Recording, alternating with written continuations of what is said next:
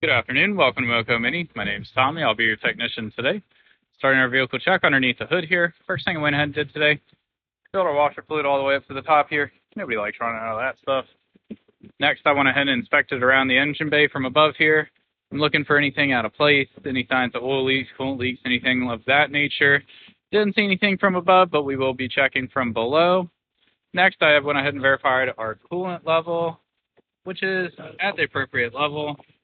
I see it's not the OEM blue coolant, but I'm going to go ahead and suggest a coolant flush, especially based on the fact that we don't know what percentage of that is water versus coolant. So with the cold weather coming, I'd hate to see, a cooling system full of water freeze, expand, and break cooling system components there. So I'm going to highly suggest performing a coolant flush, the BG coolant flush.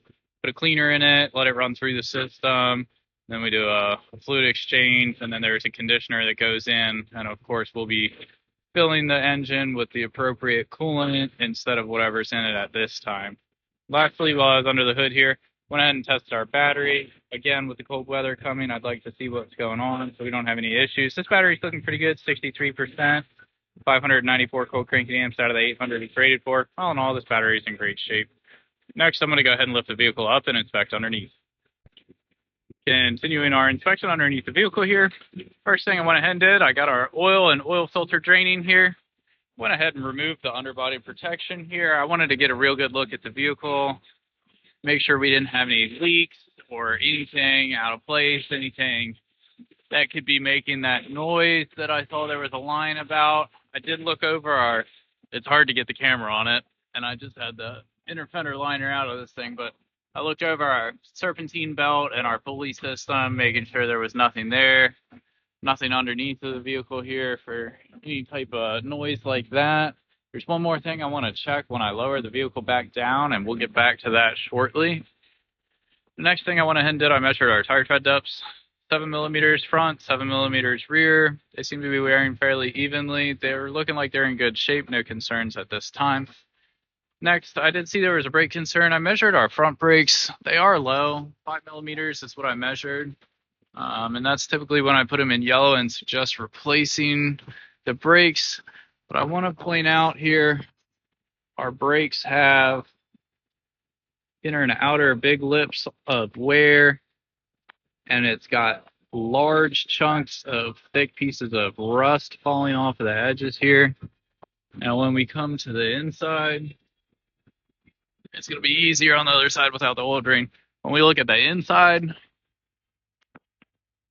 you can see how much rust. It's flaky, and it's coming out onto the rotor surface here. And it's hard to see with the camera, but the rust is making the surface also peel up here as it's flaking and expanding out.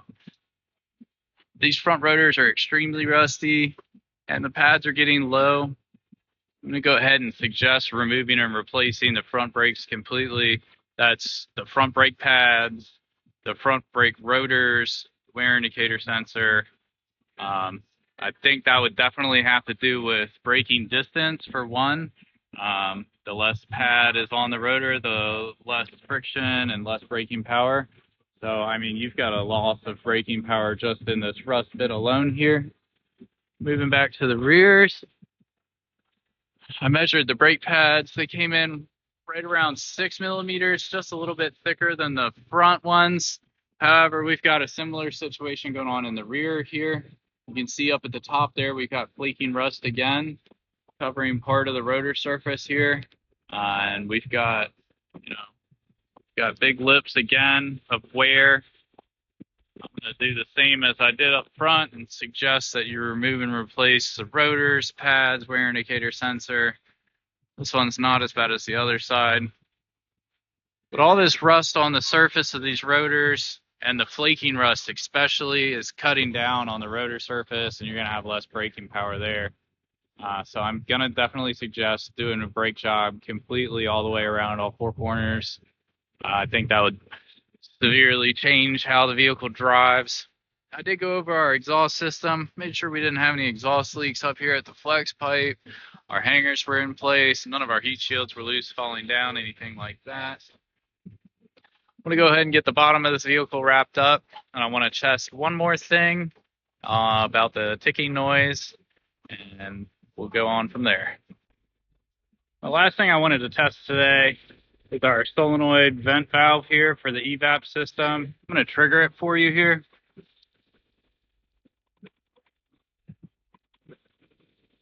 You can hear that clicking there. That's highly likely the cause of our engine tapping noise. It's kind of a frequent thing that we find on these cars, so I'm going to go ahead and get that on our quote as well. Other than that, the vehicle looks like it's in pretty good shape. Hope you have a wonderful day.